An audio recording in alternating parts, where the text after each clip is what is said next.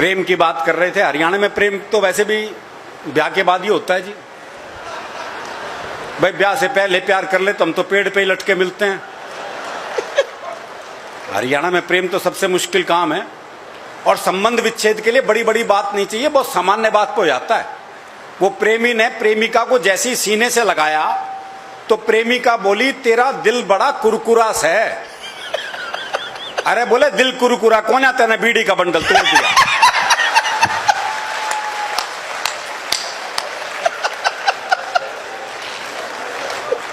तो हमारा प्रेम जय भगवान जी अलग ही मामला है हमारा। तो अब बहुत भोलापन रहता है ना।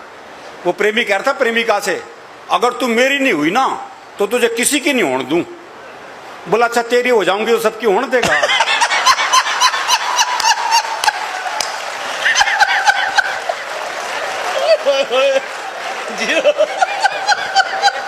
भैया ताली गूंजनी चाहिए, कमाल की बात है। Super super. ये भोलापन है भाई, क्या भोलापन है इसमें। तो हमारा प्रेम ऐसा ही है जी, अलग तरह का मामला है। अभी मेरा एक दोस्त मिला, उसके दोनों होठ बुरी तरह जले हुए। मैंने कहा होठ कैसे जल गए? बोला पत्नी मायके जा रही थी, स्टेशन छोड़ने गया था, मारे खुशी के इंजन चूम लिया। तो हमारी खुशी भी अलग अलग ढंग से प्रकट होती है। वो एक 22-23 साल का लड़का जी जबरदस्त बारिश में तरबतर भीगा हुआ हलवाई की दुकान पे पहुंचा। बोला 5 रुपए का दही दे दे। तो हलवाई ने पूछ लिया भाई तेरा ब्याह हो लिया? और बोले तू के सोचते इस तूफान है मेरी मां भेजेगी मन दही लेने।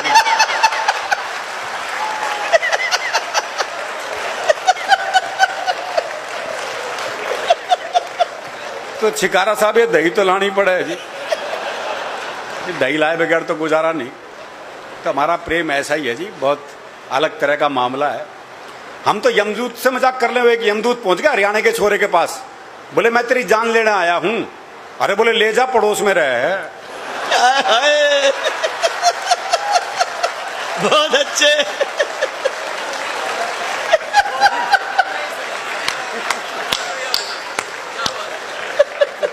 तनाव का कोई काम ही नहीं है जी। तो हम तो थोड़ी देर हंसेंगे, फिर पंवार जी को हमें सुनना है।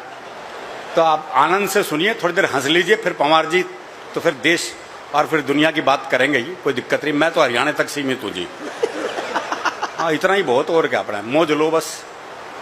क्योंकि हरियाणा का मामला तो वैसे भी हास्य रस में ही रहता है जी। हमारे यहाँ हर संबंध हास्य रस में है, बाप बेटे तक के संबंधों में हास्य रस है। वो एक बेटा रात को 9 से 12 पिक्चर देखने जा रहा था, तो बाप ने कहा अगर जागता हुआ हूं तो दरवाजा खोल दूंगा, लेकिन अगर सोते को जगा दिया तो फिर नहीं खोल लूंगा। अब वो रात को 1 बजे लड़का वापिस आया, तो बोले कैसे पता लगा बापू सोवे है जाग गए है? तो अगले ने चौकीदार की आवाज बढ़ाई। चौकीदार की बढ़ाई, मोदी जी की नहीं। तो अगले ने चौकीदार की आवाज बढ़ाई, बोले राम प्रसाद सोवे है जाग गए है? बोले जागू हूं। बोले जाग गए तो खोल दे।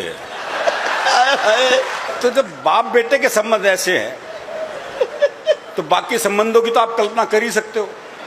वो बटेऊ जो है पहली बार ससुराल जा रहा था, तो घर वालों ने समझाया, बोले देख पहली बार जा रहा है, 2 रोटी से फालतू मत खा लियो, इमेज खराब हो जाएगी खाम खा। बेचारा पहुंचा, 2 रोटी में कहां पेट भरा। और साली कह जी और लो। बोले ना ना मैं 2 ही खाता हूं। बोले नहीं और लो। बोले नहीं मैं तो 2 ही खाता हूं। अच्छा आधी और ले लो। बोला आधी तो कितनी आनंद है। तो ये जो आनंद है ये जीवन में बहुत जरूरी है। दरअसल क्या है, मन का साफ होता है जी।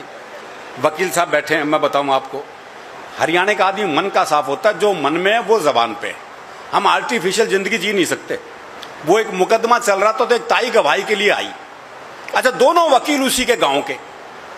तो पहले वकील ने पूछ लिया, बोले ताई मुझे जाना है? खूब जानू हूं, गुलाब सिंह का छोरा है तू, 1 नंबर का झूठा, तेरी लुगाई तक तुझे छोड़ के चली गई थी। बेचारा वकील सन्न रह गया जी। उसने दूसरे वकील की तरफ इशारा कर दिया, और ताई से जाना है? अच्छी तरह जानू हूं, करनैल काणे का छोरा है यो, 1 नंबर का याश, तेरी लुगाई से भी इसका चक्कर था।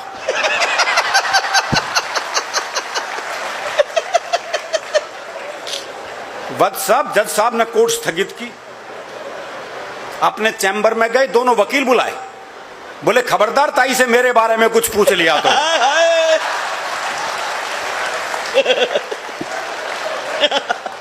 इतना साफ मामला है जी, भैरव और ये साफ मामला रहना भी चाहिए। भैरव अच्छा, ये याद दिला रहा है एक, जबरदस्त। वो भैरव वो एक दामाद पूछा ससुराल पत्नी को ने तो सास का जी नहीं करता भेजने का, तो उसने अपने बाकी बच्चों से कहा बोले अपने जीजा को समझाओ, और अगर नहीं माने ना तो यूं कह देना हमारी माता जी की देवी आ जाती है, और जब देवी आ जाती है अपनी बात मनवा के छोड़ती है। बालक पहुंच गए, बोले जी आज ये नहीं भेजेंगे, बोले नहीं लेके जाऊंगा।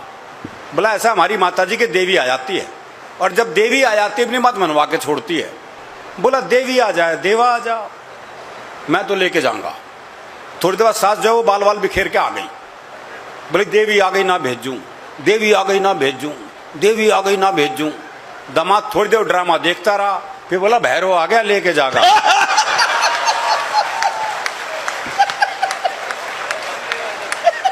तो बड़ा भैरवनुमा मामला है जी।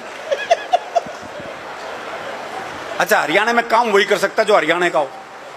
जैसे डॉक्टर है कोई और प्रदेश का आके यहाँ डॉक्टरी करने लग जाए, कर ही नहीं सकता, क्योंकि मरी बीमारी ऐसी बतावागा। पर डॉक्टर साहब काट जाए में कुछ धुम्मा सा उठा है, अब समझ ले डॉक्टर क्या बीमारी है भाई। और डॉक्टर भी कमाल है। वो डॉक्टर एक मरीज का चेकअप कर रहा था, देखा उसकी दोनों टांगे नीली पड़ गई। बोले ओहो जहर चढ़ रहा है भाई, टांगे काटनी पड़ेंगी। दोनों टांगे काटी गई साहब, नकली टांग लगवाई गई। देखा कुछ देर बाद नकली टांग भी नीली पड़ गई। बोले ओहो तुम्हारी तो जीन्स ही रंग छोड़ती है। और बड़ा घुमा के इलाज करते हैं, डायरेक्ट इलाज भी नहीं होता। वो एक के बहुत खांसी थी, डॉक्टर के पास गया, डॉक्टर ने जुलाब की गोली दे दी। बाद में कंपाउंडर ने कहा बोले ये क्या जी, उसको तो खांसी थी, आपने जुलाब की गोली दे दी। बोले कुछ नहीं साला, खांसने से पहले 100 बार सोचेगा।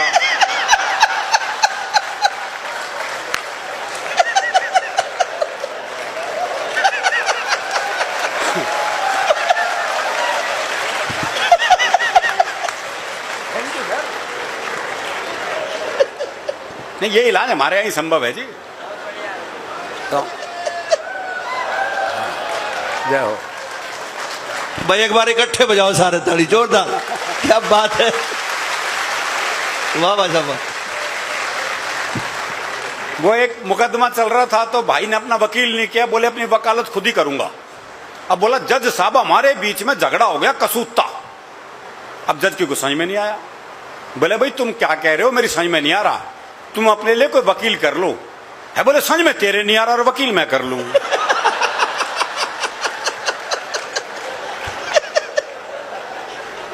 वो एक जज का ट्रांसफर हो गया जी हरियाणा में, तो उसी दिन प्रॉपर्टी का मुकदमा चल रहा था। तो वकील बोला जी इसे प्रॉपर्टी मिल ही नहीं सकती, ये तो गैलड़ है। अब जज की कुछ समझ में नहीं आया। बोले भाई गैलड़ क्या होता है। वकील बोला भाई समझा तो दूं अगर बुरा नहीं मानने तो। बोले भाई समझाना तो पड़ेगा, मैं केस आगे कैसे सुनूंगा। तो वकील बोला देख तेरा बाप मर जा। ये वकील जज से बात कर रहा है, देख तेरा बाप मर जा। जज बोला अच्छा, अब तेरी मां मेरे बाप के साथ आ जा।